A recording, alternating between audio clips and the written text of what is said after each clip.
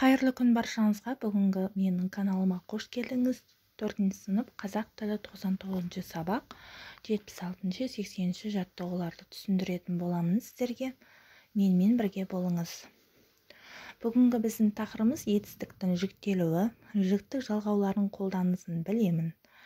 76-ші жаттығуда өлеңді көшіріп жазып, жіктік жалғауын етістіктерін астын сыз деген екен. Шөп жұлып ағаш қимаймыз, ұясын құстан бұзбаймыз. Қайнар көзі тірліктің, суды да асырап қылмаймыз.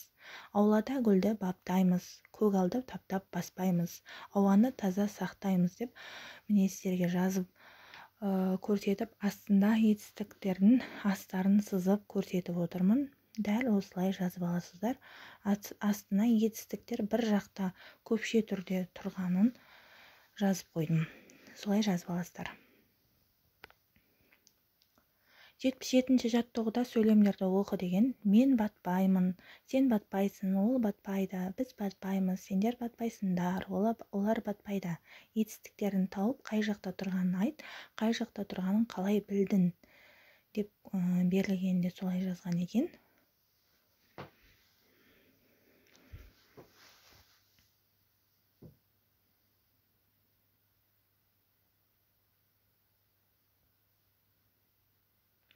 Міне 77-ші жаттығудың жауабы. Баптаймын деген бірінші жақ жекеше, баптайсың екінші жақ жекеше, баптайды үшінші жақ жекеше, баптаймыз бірінші жақ көпше, баптайсыңдар екінші жақ көпше, баптайды үшінші жақ көпше деп жазып қойдым.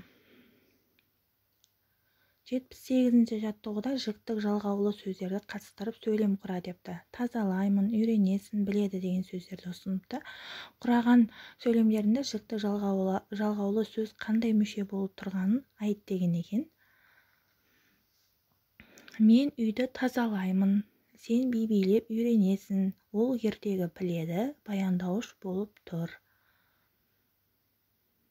79-ші жаттығуда бағанның сол жағындағы сөздерін етістіктермен сәйкестендір деген екен.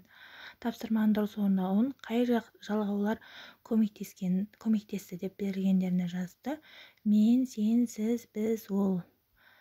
Ойнады, қуандық, көшірдім, көмектестіңіз, айт деген сөздер берілген екен. 79-ші жаттығудағы мен көшірдім, сен айт, сіз көмектестіңіз, біз қуандық, ол ойнады. Жіктік жалғаулар көмектесті бұл жерде. 80-ші жаттығуда берілгенде әр бағандағы етістіктердің жіктік жалғауларын салыстыр, содан өзін қорытынды жасап көр деген екен. Сөздер астында берілген. Тұрмын, оқимын, тұрсын, оқисың, оқыдым, көрдім деген сөздер берілген. Дәл солай жасап көресіздер.